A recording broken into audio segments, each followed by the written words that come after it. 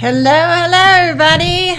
I am back with another awesome live stream, value packed for y'all. And today the topic is money, and specifically money mistakes. Wah, wah, wah.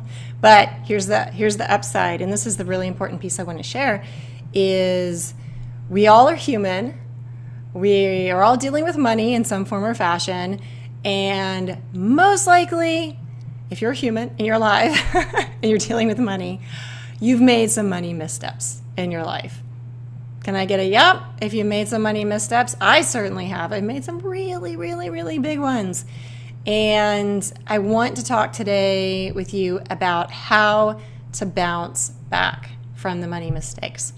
And we're going to dive into some money mindset, some practical steps. You know, I love to share the practical steps on how to bounce back from money missteps.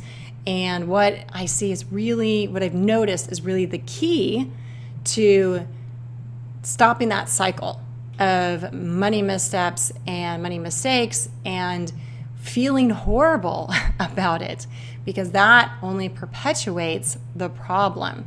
If you don't know who I am Christine Parma, and I help heart-centered go-getters to create lives they love and also build purpose-led businesses that serve them in the highest way and are profitable too. And I'm an intuitive business coach and life coach, and I use a variety of modalities, including some really spiritual woo-woo ones like the Akashic Records, and some brain rewiring techniques like neuro-linguistic programming, and just transformational coaching techniques to really help you step into the life that's abundant in joy, fun, and financial prosperity, because that's what you deserve. You can find out more about me at christineparma.com. So please jump in with your comments, because this is, if you really take this to heart and watch the live stream and participate, you're going to get a lot out of it. And I also have some resources for you that I will be sharing during the live stream that you don't want to miss out on too. So, money missteps. How do you bounce back? Well, you know, the first step to really bouncing back, and let me check and make sure that everything's streaming. Oh, and just FYI, if you're watching this not on my business page while I'm live, I can only see the comments that you put in on my business page. So make sure you do go to my business page so I can see your comments. But the first step to really bouncing back and avoiding future money mistakes is to figure out why you made them in the first place. And this isn't, I'm not really talking about why you made them from a practical, like more of a surface level standpoint, but really like what's going on at the level of your subconscious mind and the patterns that you're running, the beliefs that you're running that allowed you to do this thing, whatever it was, that you view as a big money mistake. And let's name off a few money mistakes. One would be spending too much and getting yourself into a lot of debt. Done that? Yeah, I've done that. Making bad investments. I've done that. Lost money on investments. Trusting people with money and giving your money to them, and they took it and ran away. Done that too. I've made a lot of these money mistakes, and that's why I wanting to talk to you about it, because if you've made these mistakes or you're feeling really down in the pits about money, I've been there with you. I've done it.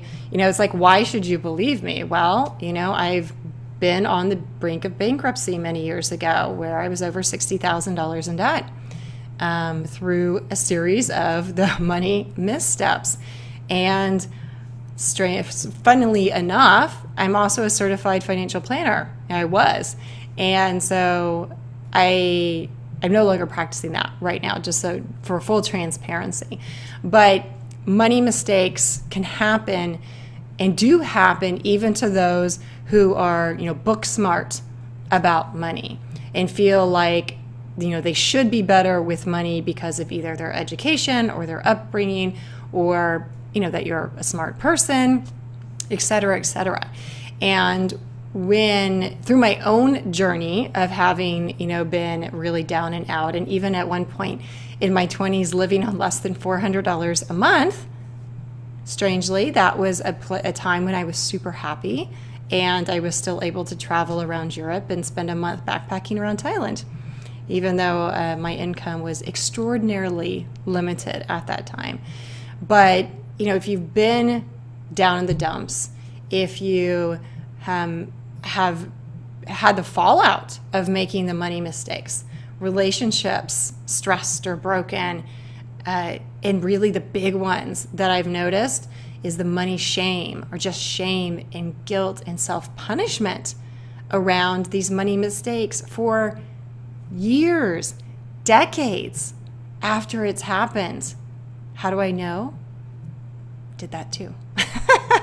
I did that too. And it's, I see this really, that shame, guilt, self-punishment cycle, that vicious cycle, as really the most destructive outcome of making what you feel like is a money mistake. And in your, it's your judgment around it. It may be, a mistake that I would look at and go, wow, that's really small. Or I might, somebody else might look at it and go, wow, that's really big. So it's all perspective on what you consider a big money mistake or not. Because some people have very low tolerance for forgiving themselves in general around any mistake. And even if it's say a $500, money mistake. So you lost $500 or you overspent $500. Some people will trigger this cycle in themselves of the shame, the guilt, and the self-punishment, even over, what is arguably a very small amount of money in the whole scheme of things. So that is really at the heart of what I want to share with you today, is like, how do you bounce back from a money mistake, whether you're, looking at it as a big money mistake, a small money mistake, whatever the, quote unquote reality is, but you've gotten to the place where you feel really bad about it. Because that is very disempowering. It doesn't serve you going forward. And it really only puts you in the situation of making more money mistakes.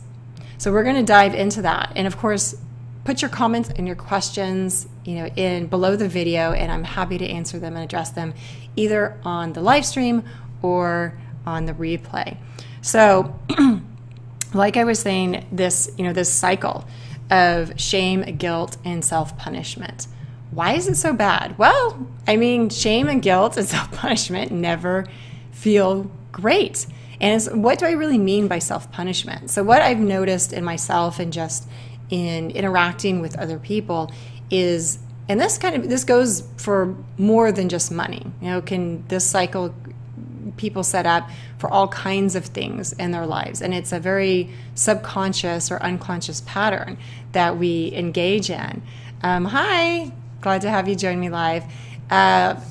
So what happens, with what the self-punishment is about, is lack of forgiveness for yourself. Really beating yourself up about that mistake, that misstep over and over and over again, which only makes you feel worse, leads to you feeling more shame and more guilt. And there may be other people who are helping to perpetuate that cycle. If you have people in your life who are reminding you of your mistakes, whether it's a money mistake or another kind of mistake, but bring it up, maybe hold it over your head as a form of control, essentially control over you and power in your relationship, then that can only deepen, and often does deepen, your own feelings of shame and guilt and self-punishment. And the cycle kind of goes around and around and around until you stop it. And we're definitely getting into how to stop it today, because that's the big thing, is you want to halt this cycle of shame, guilt, and self-punishment so that you can finally free yourself of that energy, of that feeling, and make better choices around money, and just make better choices in life in general. So, another outcome is, or thing that plays into these money mistakes and this cycle of shame, guilt, and self-punishment, is not trusting yourself with money. this was a huge one that happened with me, because some of the mistakes I made, frankly, were, in my mind, really huge, really big, devastating to me. I felt absolutely devastated. And that I made the judgment about myself that I'm not good with money, that I'm not a good steward of money. Doesn't matter how much I know, that, I studied to become a certified financial planner. It didn't matter. And how, even how much I was helping other people, I was not good with money. And when you have this belief and you've, had an experience or someone has told you you're not good with money, or you've judged yourself to not be good with money, and you tell yourself, I'm not good with money, that becomes installed as a subconscious belief. I'm not good with money. I'm not good with money. And what happens? You start behaving and acting in alignment with that belief of, I'm not good with money. And that's very much what happened with me. And it was only through doing some deep inner work and reprogramming of my subconscious patterns, clearing out the blocks to money and clearing out those beliefs that, around money, that it's hard to make money, that I'm not good with money, I don't know how to manage money well, I don't trust myself with money. Money means responsibility. This was a surprising one to me. And you can tell me if you resonate with this one. I was really, really surprised when I discovered this own pattern that I was holding, because it doesn't seem to make sense on the surface, that money is responsibility. But for me, it was a burden of responsibility. And I discovered that the pattern or the thinking, the logic that was going on in my mind was, if I have a lot of money, let's just say, and whatever you consider a lot of money, what I would consider a lot of money, then it means I have this burden of responsibility for being responsible for this money and using it wisely.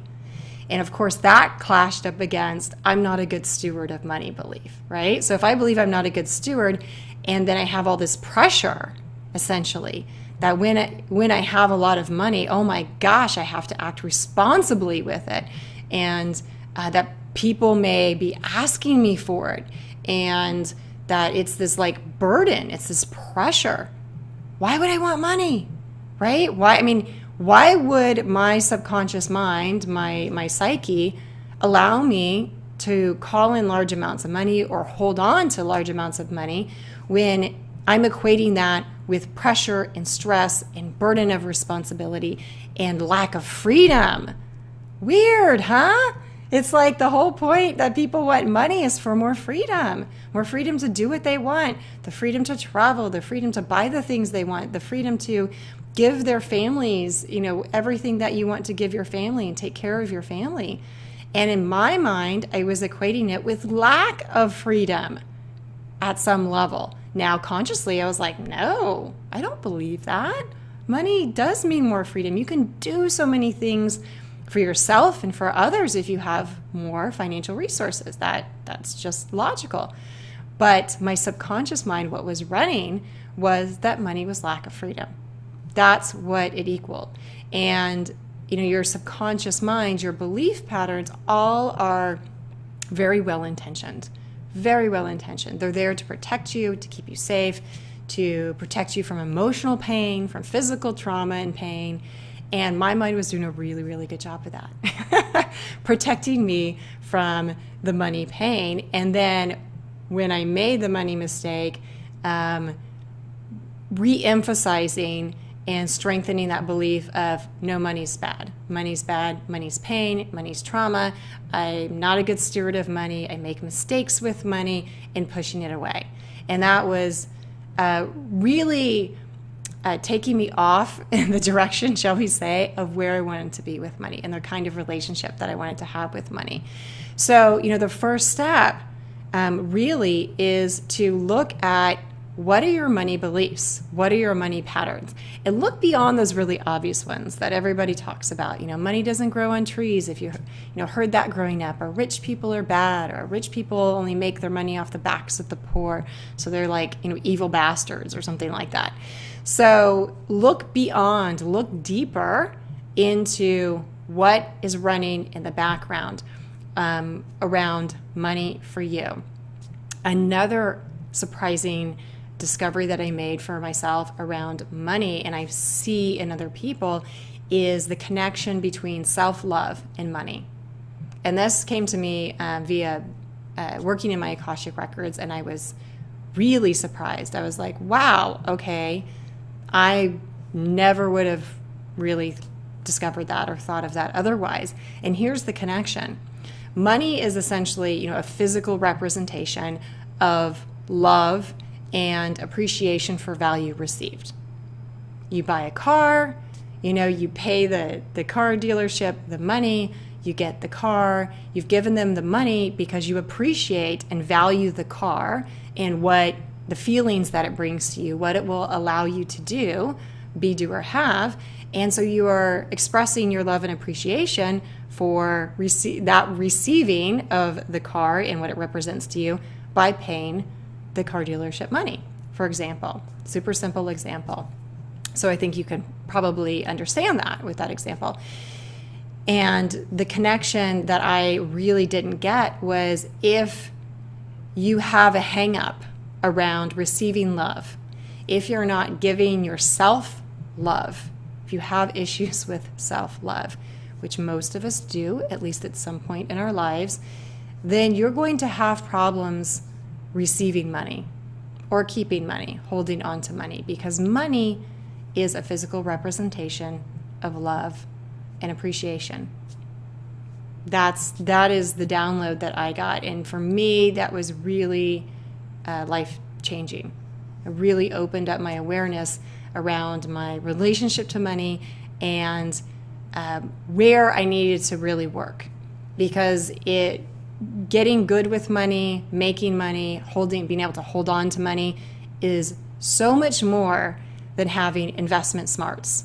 The surface level things, so much more than being educated about money and balancing your checkbook and, all of the practical Dave Ramsey kind of steps. It is so much about what's going on at the subconscious level of your mind, and the beliefs that are driving your patterns of behavior around money, and just patterns of behavior in your life in general, and your feelings around money, the energy you have around money. So I have a resource for you, and I'll put the link in the description.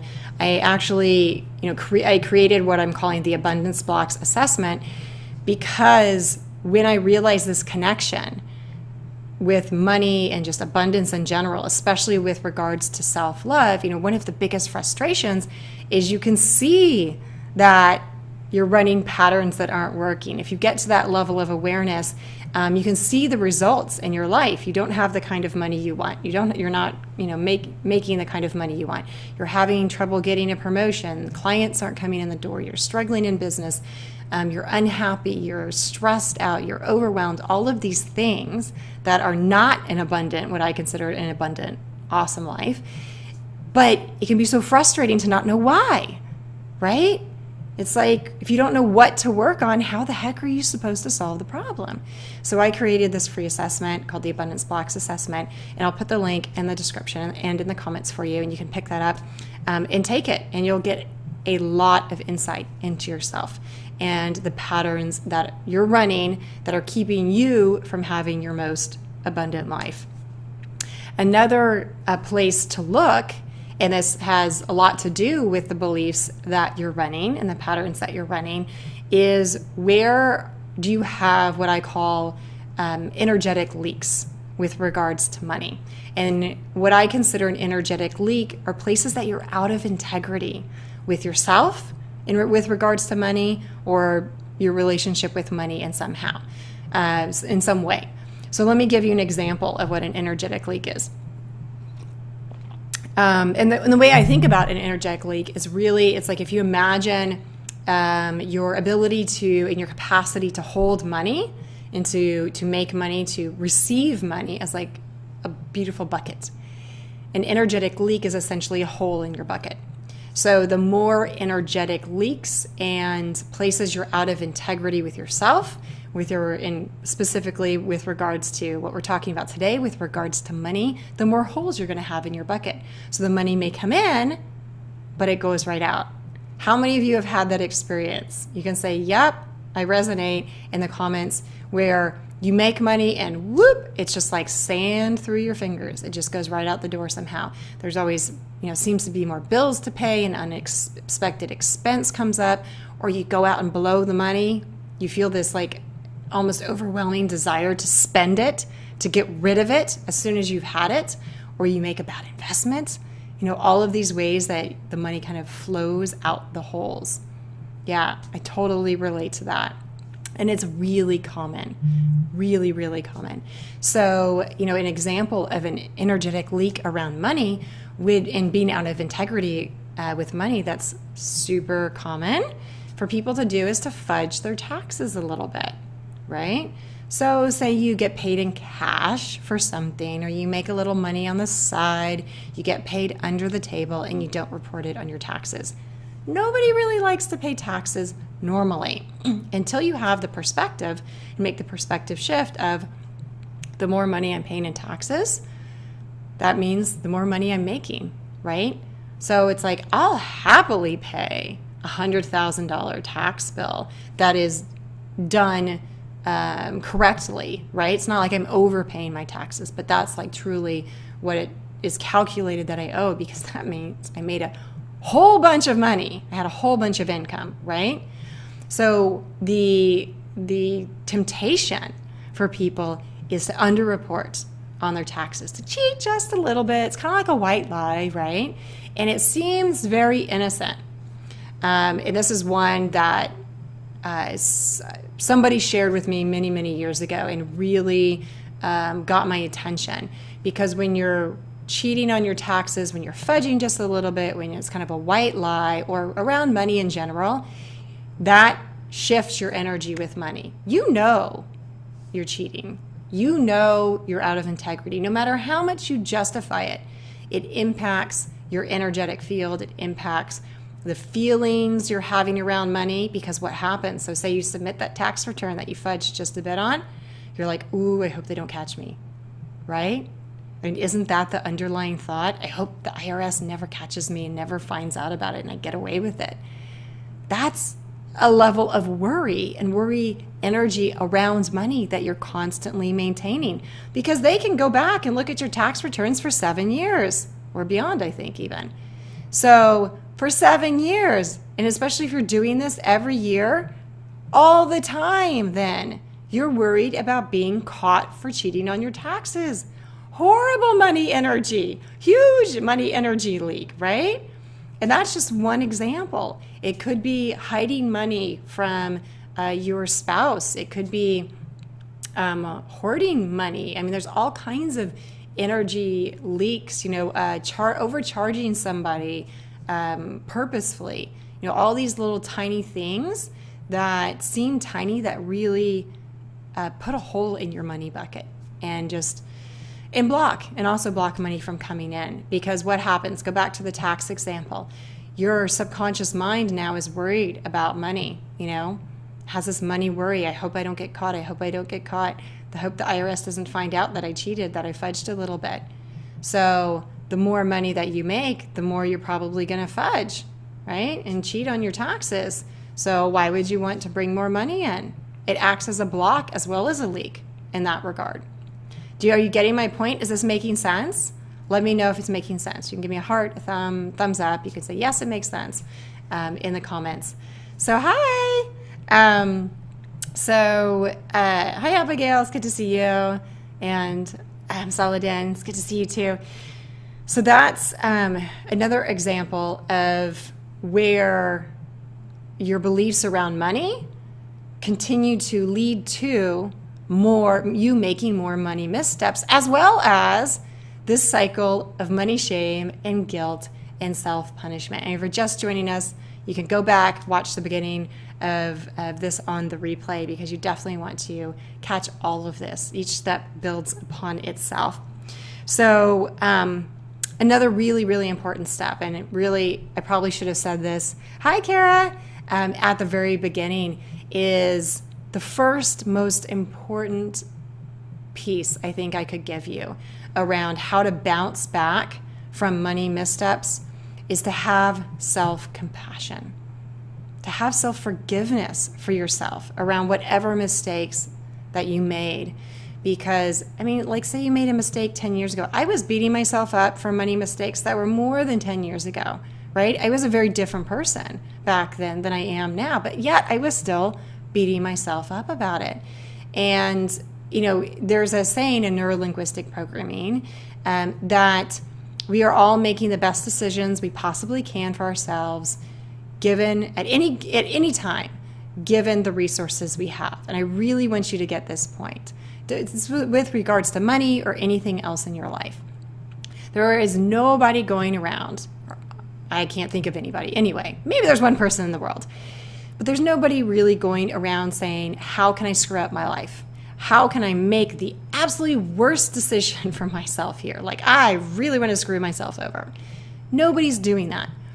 So even if in hindsight, you look back at a decision you made, a choice you made, a mistake you made, and you're like, God, that was so stupid. Like, wow, I really screwed up with that. At the time that you were making it, given what you knew at the time, given your capacity to handle the stress or the pressure or the emotions of whatever was going on in that situation, you did what you thought was the best possible thing. You made the best possible decision that you could make in that time.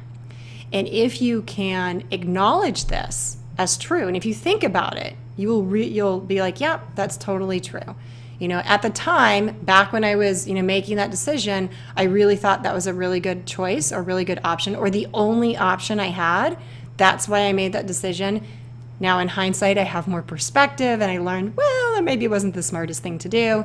But at the time, that was the best decision I could make for myself, You can start to develop some self-compassion for yourself and forgiveness for yourself around that situation. I mean, if you were doing the best you could at the time, given the resources you had, what else can you ask from yourself? You can't ask anything else or expect anything more from yourself except the best that you could possibly do at that moment. So this is like a really big piece for me of how I started to achieve some self-compassion and self-forgiveness around my money mistakes and just, a lot of mistakes in my life was to look at, in hindsight, totally would have done things differently. However, I can have compassion and forgiveness for that version of me, that me that made that decision back then.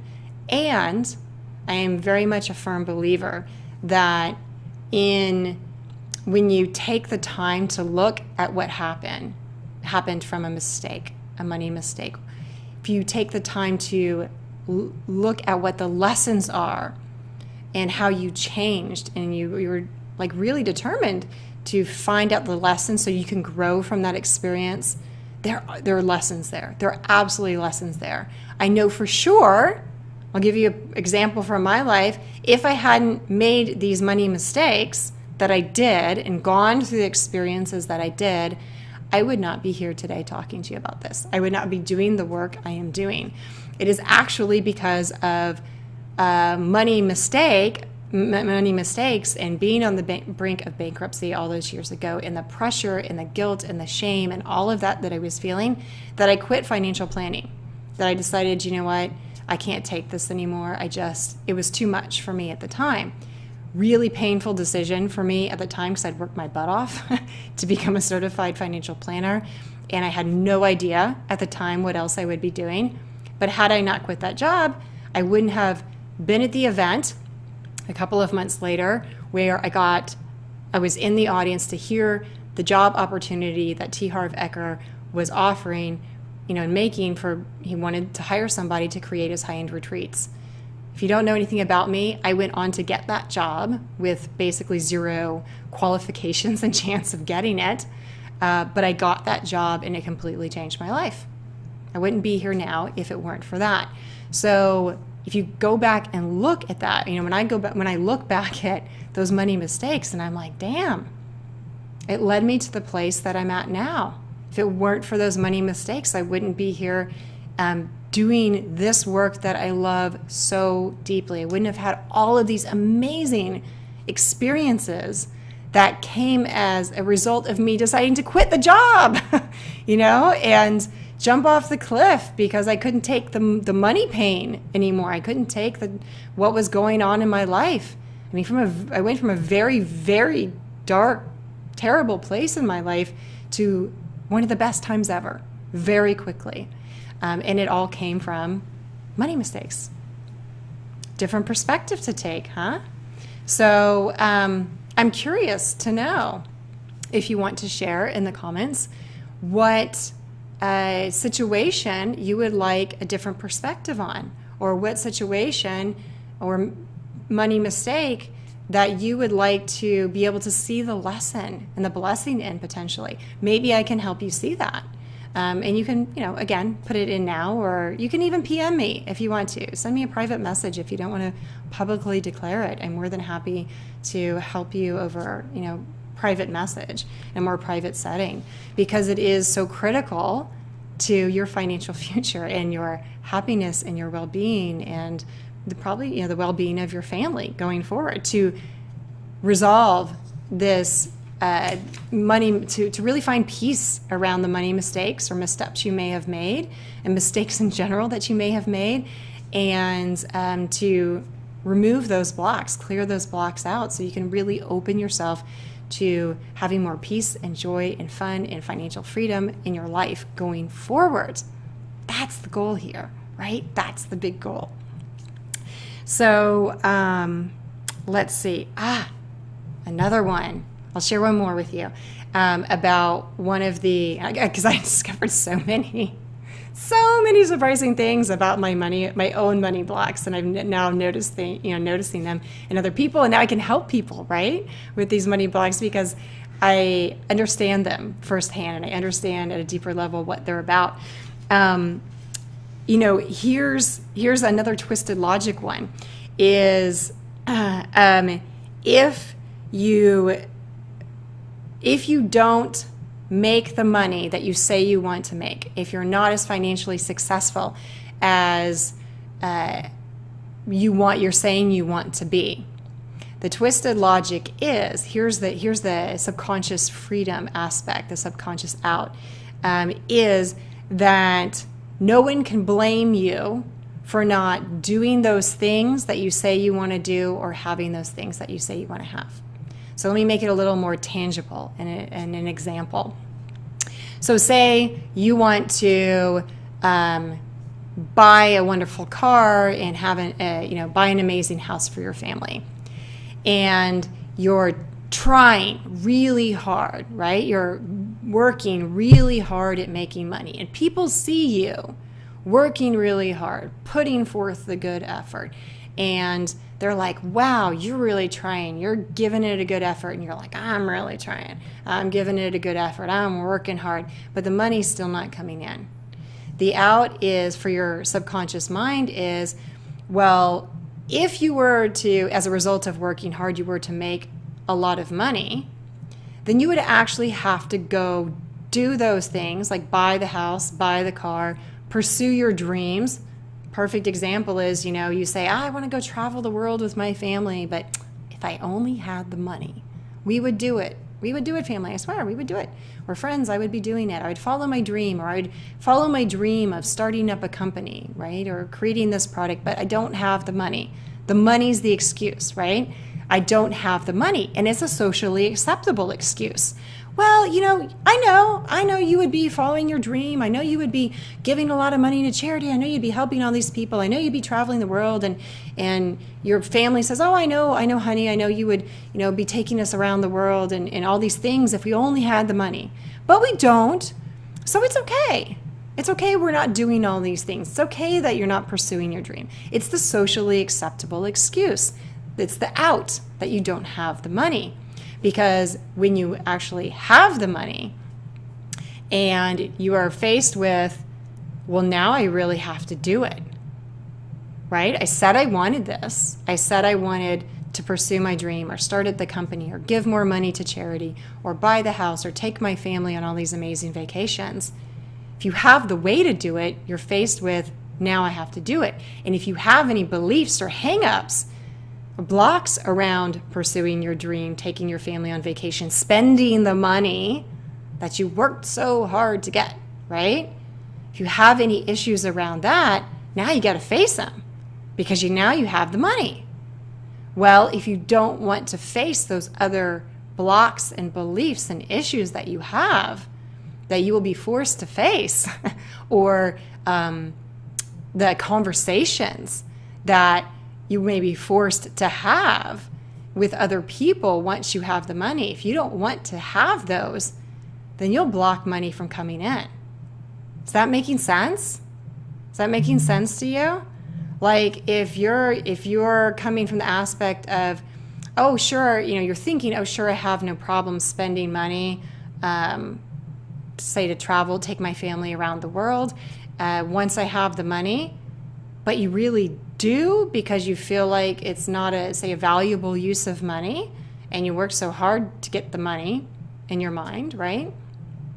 Then you'll probably have to have a conversation with your family who you've been telling this whole time, hey, family, once we're financially successful, once we make all this money, then we're going to go travel the world. And the family would be like, hey, what's up? We're in the financial position to do this. Why aren't we doing it?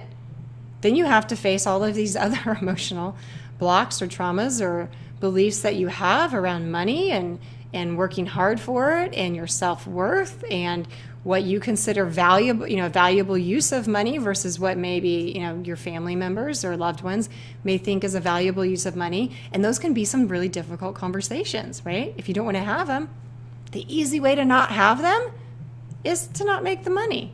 Now, the flip side is, when you're not bringing in money, there are other difficult discussions that you may end up being forced to have, but it depends on what your mind believes is the easier one, is the least painful one. Like it's like what's the least painful? What's the best of the worst?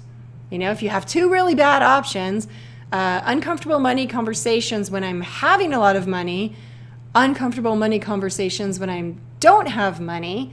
If your mind judges the having money ones as more painful, more traumatic, more difficult, then you're going to avoid those more. You're going to do things to avoid having money so you don't have to have those conversations or follow through or, follow your dreams and all the stuff around believing in yourself and your lack of self-confidence comes up. Now you got to deal with that.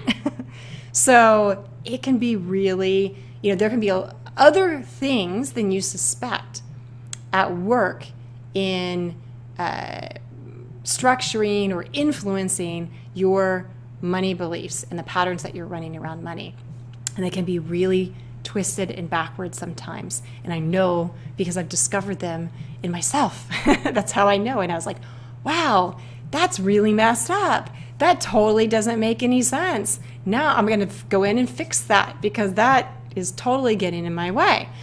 So, if you want support and help around discovering what your money blocks are, or the blocks to more joy and freedom and happiness, if you're stuck in your career, relationships, whatever the blocks are, then send me a private message. We can jump in and do an abundance activator session, can go in and get into your Akashic records and look at root causes and traumas and shifting energies and clearing those through one of the smorgasbord of ways that I work with clients to do that. You can just send me a PM on that. Okay, last thing. Yep. So the last piece, really, after you've looked at your money missteps and developed some self-compassion and forgiveness around those situations, forgiveness for yourself, acknowledging that you made the best decisions you possibly could. Hi, Arlo. And you've identified the beliefs that are active and at work and influencing your beliefs around money and your behaviors as a result, because of course, whatever you're thinking, whatever your subconscious mind is thinking, controls essentially what you do, how you behave, and that will influence the results that you get or don't get, the mistakes you make or don't make. Then you want to install new thinking, new patterns of behavior, new belief systems into your subconscious mind and also your energetic field, so that you are making decisions from a different place. You're making decisions from a different perspective on money, a different relationship with money, a different relationship with yourself. A 1 degree shift can totally, if you think of a plane, a 1 degree shift will make the difference in whether you land in Vancouver, British Columbia, or Los Angeles. Over time, even small shifts have huge differences in results that you get. So you want to make sure that you are working on clearing out the beliefs that really aren't serving you and then installing ones that do serve you. This is assuming you want to have different outcomes, right? And you don't want to be making the same money mistakes over and over, and that you are tired of running the whole money shame, guilt, self-punishment cycle that doesn't serve you, doesn't serve your loved ones, your family, or anyone else in the world when you're caught up in that cycle. And that affects everything, right? Even if you're feeling the money shame and guilt and self-punishment, you're thinking around money, it affects your energy and your thinking around every other aspect of your life too. So again, I have the free abundance blocks assessment. I'm going to pop the link in as soon as we're done with the live stream here. I'll put it in the description and also in the comments for you. If you want to look at, get help with clearing out the unsupportive money beliefs that you have and installing ones that really support your financial freedom and joy and the abundant life that I really truly believe we're all meant to have, then send me a message or you can take a look at my website at the abundance activator sessions that I have available. Those are really, really powerful sessions that will help you make a massive shift and difference in your life. And if you have questions or comments, I would love to hear them. Pop them in after we're done with the live stream. I'll come back and reply to them personally. And if this resonated with you, I would be so grateful and honored if you would share it on your timeline on Facebook or share it with a friend of yours who you feel like this might be just the thing that they need to hear today to make a big difference in their life. So thank you all for being here. It has been my joy and pleasure to share this with you. And until I see you next time, I wish you many, many blessings and an amazing amount of financial abundance and freedom in your life. Take care. Bye for now.